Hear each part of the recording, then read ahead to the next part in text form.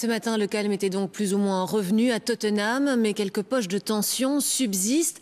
Les forces de l'ordre sont encore bien présentes à l'heure qu'il est. Alors Florence Bellone, vous êtes avec nous par téléphone depuis Londres. Est-ce que la situation est sous contrôle à l'heure qu'il est ? La situation est partiellement sous contrôle. Disons que là, on est dans l'aftershock, mais cela pourrait reprendre éventuellement à répétition pendant plusieurs nuits. Dans la semaine, on parle de réminiscence de la guerre des banlieues à Paris lorsque la police musclée de Sarkozy avait causé la mort de 2 adolescents. Et puis surtout, il y a des rapports extrêmement contradictoires sur la mort de Mark Dugan, puisque pour la police, il s'agit tout simplement d'un gangster qui a été abattu. En revanche, des témoins disent qu'il était passager dans un taxi, qu'il avait en effet une arme, mais qu'il l'a lancée sur la demande de la police, qu'il a froidement abattu.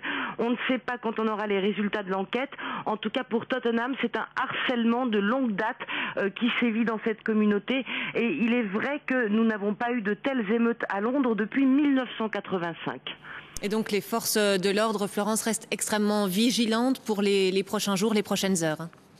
Elles vont rester présentes durant probablement toute l'enquête. Le quartier est de toute façon dans un état de destruction épouvantable. Donc il y a non seulement des émeutes, mais évidemment des vols, du pillage.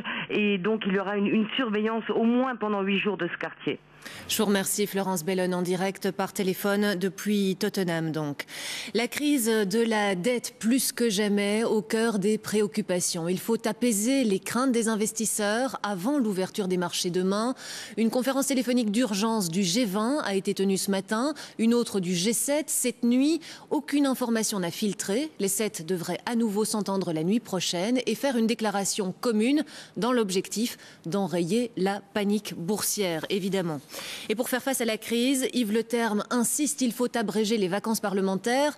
Le Premier ministre veut réunir le Parlement début septembre, plutôt qu'à la mi-octobre. Selon lui, c'est la crédibilité de la Belgique et de la zone euro qui est en jeu. Aurélie Fogli.